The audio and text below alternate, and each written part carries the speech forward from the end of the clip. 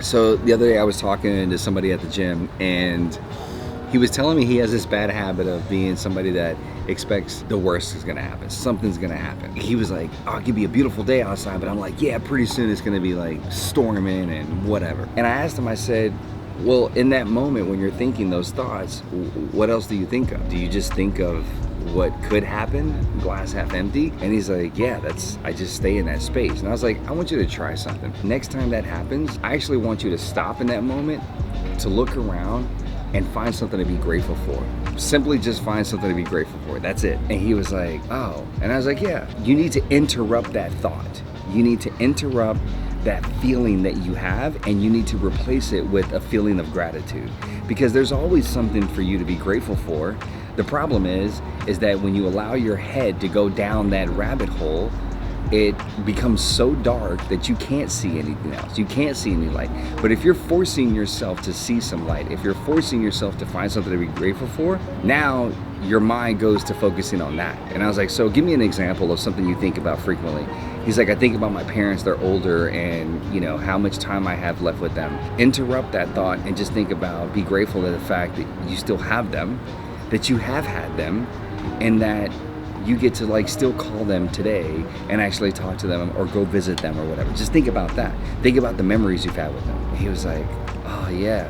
But see, that's the problem, is that we don't stop to actually have a moment of pause, to reflect. We get so caught up in this go, go, go, and whatever it is, we go 100% into it, good or bad. The problem is, if it's bad, then it just consumes your entire energy, your day, your week, your month, your year, your life.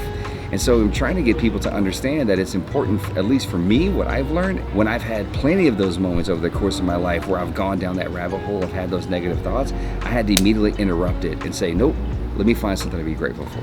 There's something to be grateful for. So the biggest thing I tell people, find something to be grateful for.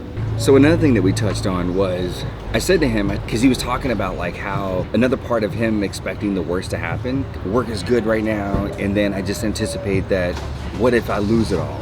The problem is that you're so focused on that, your energy is so focused on, I don't want to lose this opportunity, instead of being present and being grateful for the opportunity that you currently have. And I said, and then the problem also becomes is everything in life is a cycle. Everything in life is a cycle. At some point, things are going to slow down. Something will end. There's just the natural course of life. Not everything can be continuous forever. What I have learned, because I've fallen into this trap, that when things slow down for me, I panicked. Because I was like, no, I want to still stay at that level that I was at, instead of realizing, oh, that moment of slowness, pause, whatever you want to call it, right? That's an opportunity for me to reconnect with myself, reconnect with the work that I just did, reflect on it. It's an opportunity. And we're so conditioned that we have to go, go, go, and I have to keep the same pace for however long for the rest of my life, when that's not sustainable. The way that you sustain success long term is that you have to appreciate those moments when things are slower. So right now in my life, things are slower in the sense of where I'm not traveling all over the country. I'm not speaking, 10 times a month. Got a couple speaking engagements here and there. I'm grateful for those, but I'm also grateful for the downtime I have, so to speak, because now it's allowing me to reconnect with my work. It's allowing me to reconnect with myself.